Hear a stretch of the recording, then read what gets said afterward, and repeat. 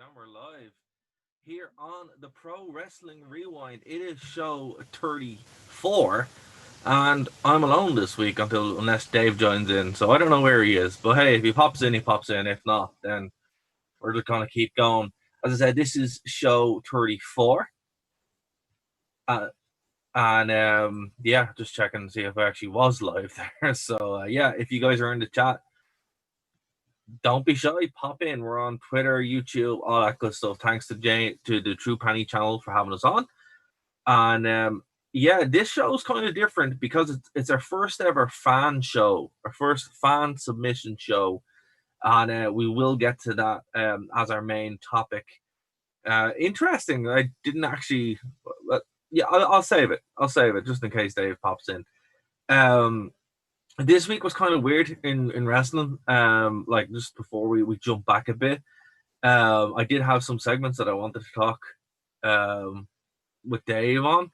Um, so yeah, look, we have this Raw segment now at the moment where it's this underground fighting league, Raw Underground, and it's I don't know, I it got less time this week. It seems like it's planned out a little bit. Slapdash, there's some people saying that they maybe shot it in bunches.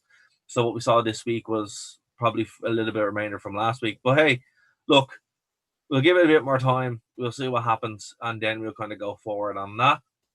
SmackDown, the WWE's Antifa group, that's what they look like, is probably did the most ridiculous segment I've ever seen in professional wrestling, and I watched a lot of WCW, um, and TNA for that matter. They came in and destroyed the SmackDown set with the smallest chainsaw in human history. So that was strange. I don't know. What do you guys think? Do you like what's it? Revenge? I don't know. Whatever the group's called. It's just really dumb, and I see what WWE's trying to do, but of all the factions they were trying to bring in, we were thought we were going to get new nation domination. Thought that would have been a bit better, but no, we just got this weird group that apparently there's talks to people who are portraying them right now aren't even going to be in it long term. So we might end up with a totally different subset of people a couple of weeks down the way. There is talk it's going to be Ciampa. No one in there looks like Tommaso Ciampa, but we'll see what's going on. They did make it very clear that they wanted to have some women in the group as well, which is why you can see their hair, particularly when they go and attack the female competitors. But it's just it seems very very thrown together, very last minute, and it's just wrestling is just strange. WWE is very very strange at the moment. Some good stuff from this week. I really, really liked what I saw on AEW.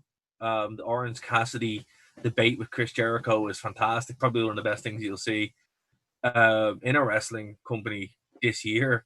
It's very funny. It's very good. Orange Cassidy, I think, is one of those talents that started off as a meme, and now you see that he's a lot more than just a meme. The match itself is supposed to take place this week, I believe, this Wednesday. So yeah, we'll review it next week and see what's up. Matt Hardy took probably one of the worst chair shots I've ever seen. Sammy Guevara threw a chair shot at Matt Hardy, and the blood was everywhere. It wasn't a gimmick chair. It wasn't supposed to be that violent, and yeah, look, it's in wrestling. It's in wrestling, everything is fake, everything is worked. But yeah, apparently he was reprimanded for this. So hey man, maybe chill out with the uncontrolled chair shots, so you don't kill someone with it. You're right, but that's is what it is. Speaking of which, another strange wrestling injury, I suppose, or not an injury, like an incident. Uh, poor, Walter, mini Walter, as he's as what's his name again? Dominic Mysterio. Yeah, he got absolutely destroyed with a bunch of kendo sticks. So that poor lad. A very nasty segment, I must say.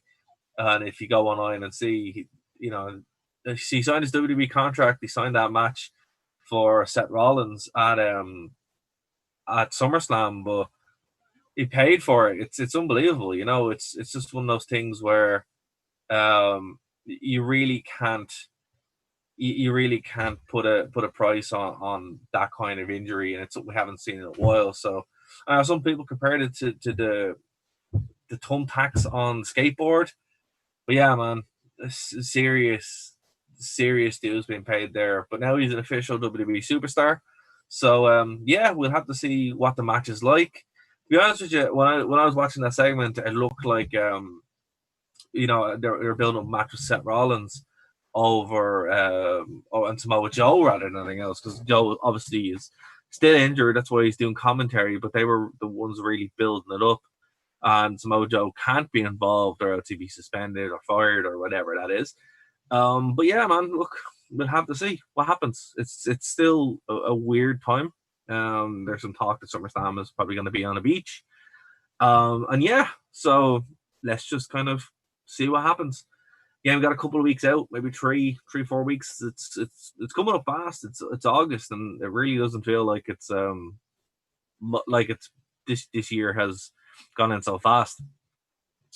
So yeah, the next topic this month, speaking of SummerSlam, this week rather, featured the debut of Chris Jericho in 1999.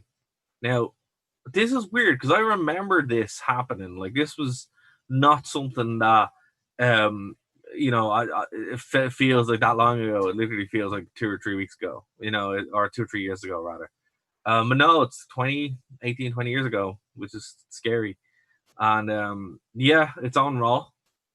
The Rock was cutting a promo. Chris Jericho, there for weeks building up to this, there was the Y2J clock, and it was a play on the Y2K thing and the Y2K bug and all the fear around that in the late 1999, early 2000s, which of course was the fear that the clocks on all the computer systems wouldn't understand what wouldn't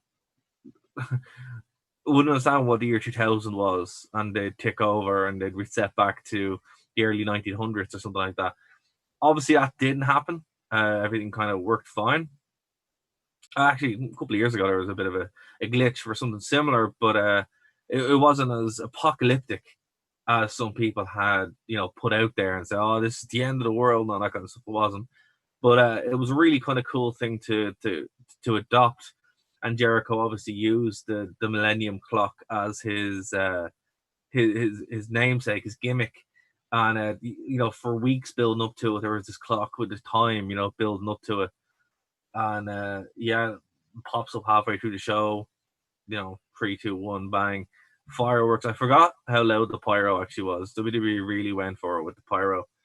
And yeah, Jericho comes out with the early version of Jericho's first team, which is still my favorite of his teams. And break the walls down. Welcome to Raw as Jericho, and the rest was history. Really good promo on The Rock. Established himself almost immediately as a top star at the time. And we thought there was going to be big things. Now, what's weird about this, like, we've talked about this briefly, because late 99 is one of those periods in wrestling. It's my favorite period in wrestling. To be honest with you, it really is. Late 1999, early 2000s up to 2001. Jericho's book, he goes into it, his first book, where he talks about debuting and then just kind of disappearing off the show for like 2 months. And that's kind of what happened. He cut one of my favorite promos at SummerSlam on top of the lines then, which was great. And then that was it. He had a feud with X-Pac and Ken Shamrock, but he didn't really become relevant again until probably the early 2000s. I know he had a feud with China and Survivor Series into Armageddon, but it wasn't until early 2000 where he started really kind of getting, the fire lit under him. Benoit would come in, the Radicals would come in, and then he'd really start cooking on all cylinders. But we probably will talk about the Royal Rumble 2000 around the Royal Rumble period, because that's a fun show. I know I've talked about it before, but to actually go into a show by show, it's really fun. And yeah, he's a huge player in that, and that's when you really can kind of see the shift. But if you haven't seen Jericho's debut in WWE, it's unlike anybody else's debut. I don't think they've done anyone since that's really kind of grabbed, right, this is the character, this is who he is. and this is what we're trying to get out of him more than Chris Jericho, right? Like from the very beginning, he gets everything across. He gets that he is a smarmy heel, but he's also the fans love him. He can talk. He has a unique look, and this will kind of carry him over up until the first reinvention, probably 3 years later.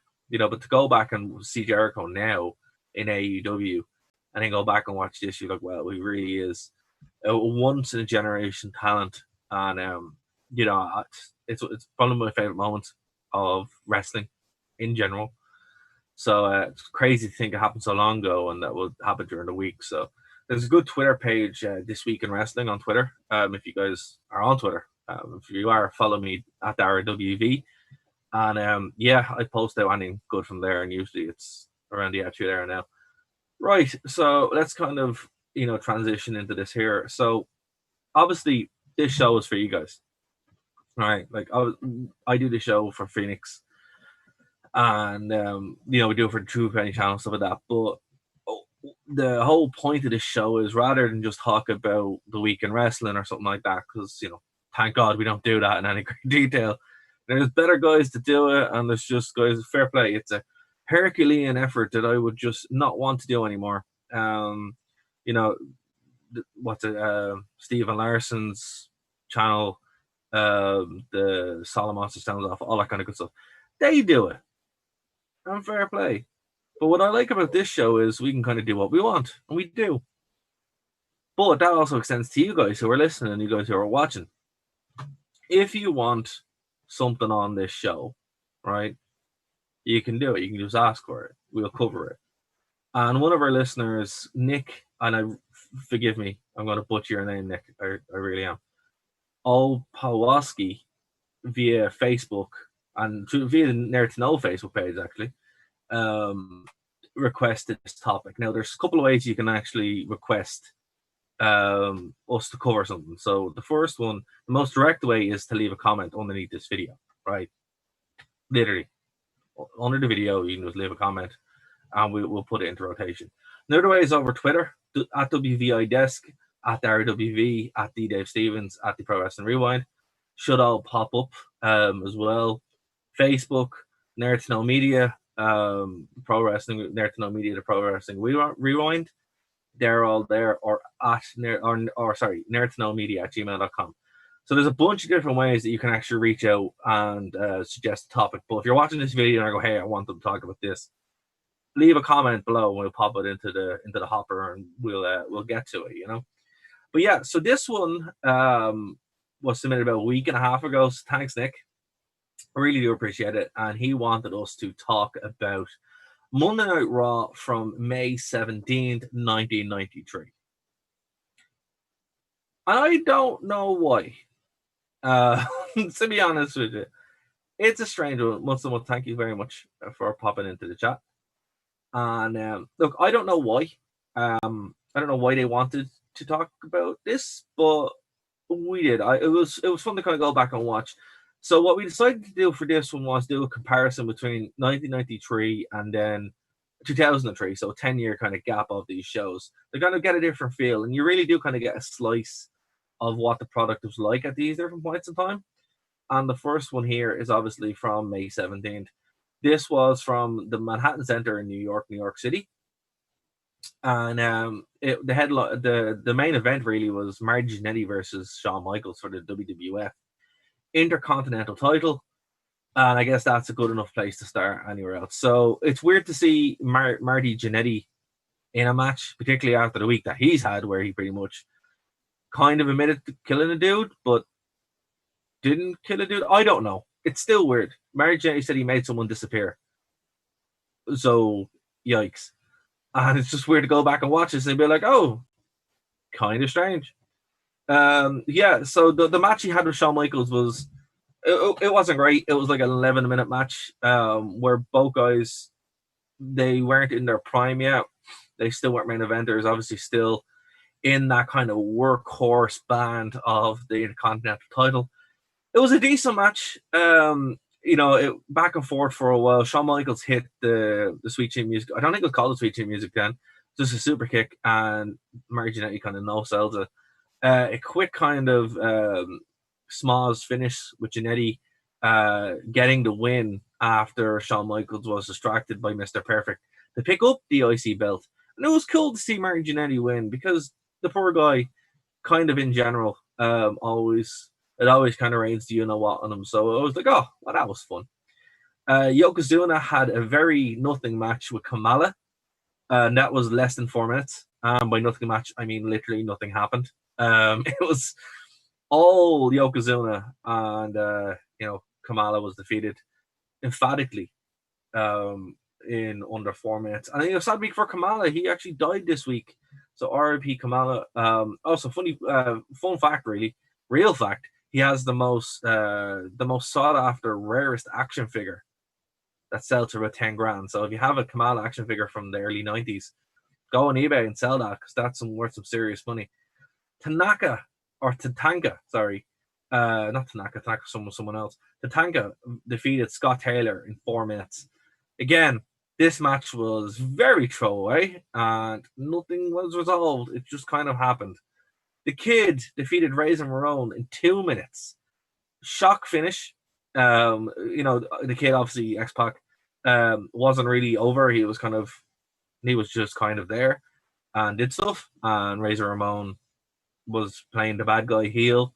Scott Hall, of course. And 2-minute match. Nothing was resolved.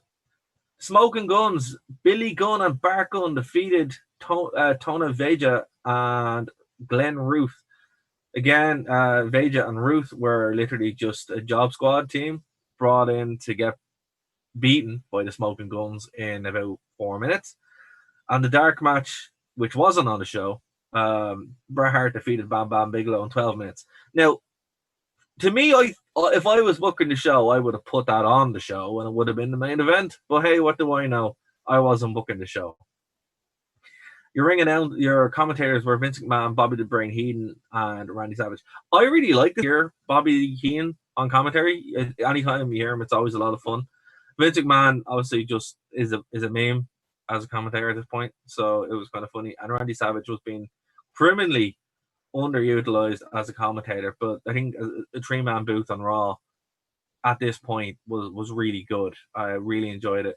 I loved the presentation of WWF Raw from the Manhattan Center. I wish they still kind of did that.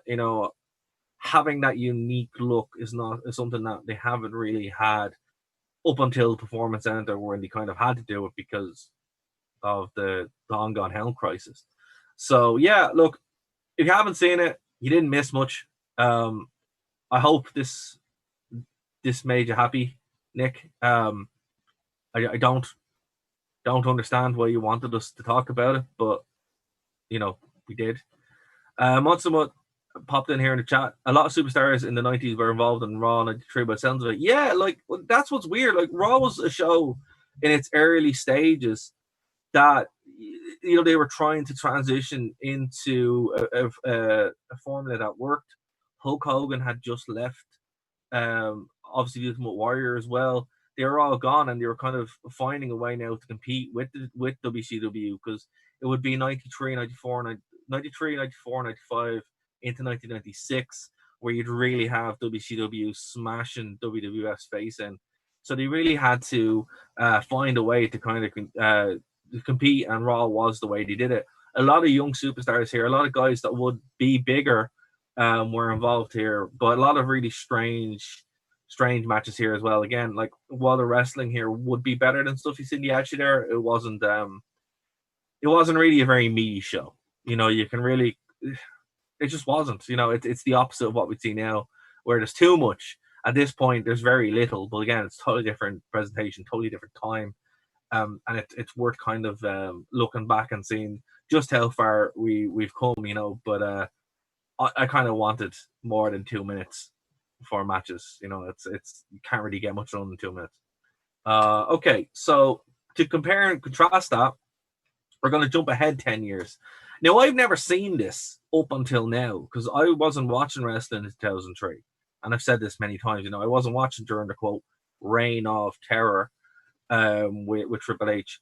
So, this was from May 19th, 2003. So 10 years later, We've obviously gone past the Attitude Era. We're in the beginning of the Ruthless Aggression Era, and everything has changed. The presentation, the format, the superstars, the commentators, everything completely changed. And this took place May 19th from the Bilo Center in Greensville, South Carolina. And your commentators were Jim Ross and Jerry the King Lawler. Okay, so first going into this, I was like, this was a much better show from start to finish. I enjoyed this a lot more. The matches were more fun.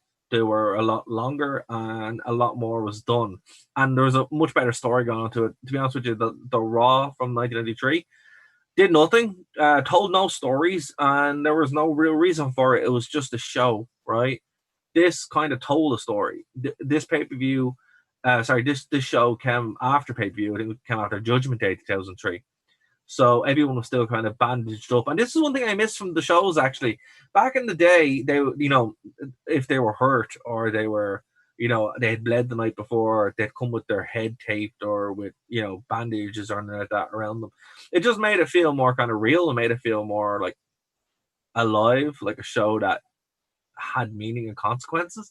Now they just show up and it's like, oh, it's fine, whatever. And even the Attitude Era to do it, but there was a lot of blood there. This was just kind of like Triple H went to a war the night before, and he was paying for it, throughout the whole match.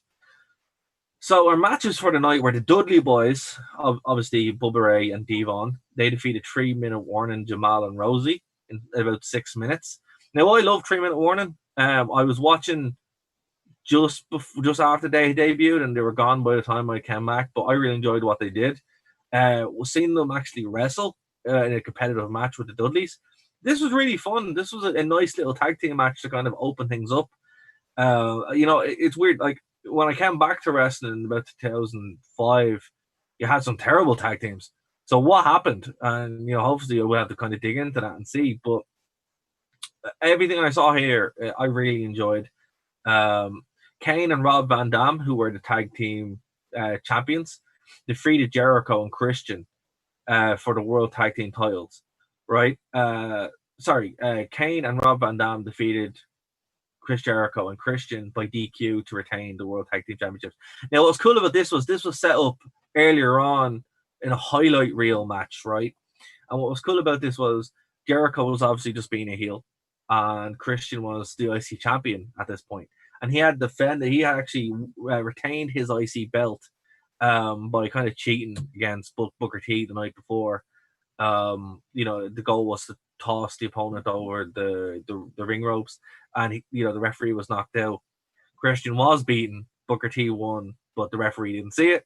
So obviously Booker T lost and Christian knocked him out. And the whole premise of the highlight reel was Chris Jericho said, "Hey man, you cheated, right? People are saying you cheated." And then RVD comes out and he's like, "Hey, I want the IC belt because people actually like me." And Jericho and Christian beat the hell out of RVD, and then this match was made. So hey, look, it's 11-minute match. Everyone in here was a great talent. Everyone in here was at top of the game. I think this was RVD's peak as a performer. Kane's peak too. I love Christian at this point, and obviously Jericho is Jericho. A good 11-minute match, kind of a small finish, but hey, look, these guys would team and feud a lot. This is when Kane and RVD kind of had their big run up until they would eventually feud and break up the tag team. So, I would say if I was watching at this point, I would have really enjoyed Kane and RVD. I think it would have been one of the reasons to probably watch Raw. And that's the kind of feeling I got. Weird match up next. Really weird match, so kind of bear with me here. Rodney Mack with Theodore Long defeated Spike Dudley in the White Boy Challenge. I don't know. It was what it was. What do you want me to say? I don't know. La Resistance, Rene Dupree, and Sylvain Grenier defeated Scott Steiner and Test in a 2-minute match. Yeah, so this wasn't good. These two matches were not good. This was slightly worse because of who was involved. Yeah, not good. Not good. Goldberg defeated Lance Storm in about a minute. poor Lance Storm. He got battered, and Goldberg killed him basically, and that was it. This was after Goldberg's debut. They were still kind of building up before he'd kind of, go against Triple H or be ready for something like that. And yeah, man, it wasn't good. It wasn't a good run. No one really came out of this looking anyway strong. And yeah, poor Lance Storm, R.I.P. Triple H would defend the WWF World Heavyweight Championship. Sorry, not the WWF, the World Heavyweight Championship, the big gold belt that they brought in after the brand split. And it was awarded to Triple H. This was set up earlier on the night. Triple H had obviously just come off Judgment Day, and he was pretty beaten up. Stone Cold Steve Austin was like, "Hey, we're going to talk this through." It was kind of funny. They did the whole Triple H coming out and going to spit water, and Austin was like, "No, spit that water out. We're going to talk." And obviously he did, and then this match was made. Ric Flair. This wasn't just a throwaway match. What I liked about this was Ric Flair had a really good promo backstage with Triple H, where he's like, "Listen, I need to talk to you for a minute." Triple H is like, "Sure," and he goes, "Look, when you asked me to walk the aisle with you, you said I want the old Nature Boy back. I want the old Ric Flair back."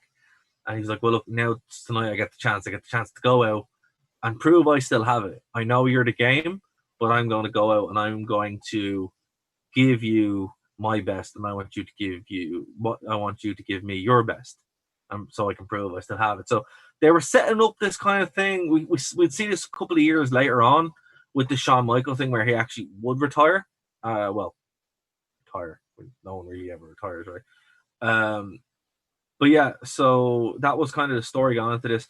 They had a very good match. It was about 7.5 minutes. So nothing to really kind of write home about, but nothing to sneer at either. This was a fun little match. So yeah, Triple H would get the win, emphatically get the win against Ric Flair to close out the show. But if I had to rate the two, which we're going to, so I do have to, this was a much better show. I would say if you're going to watch any of the one, check this one out. It's on the network. It's on the highlights. But you can see kind of how far the show would go. And this is before WWE kind of like settled into cruise control, where they've been, since about 2006, 2007. So still fun, still good. A lot of building going on here.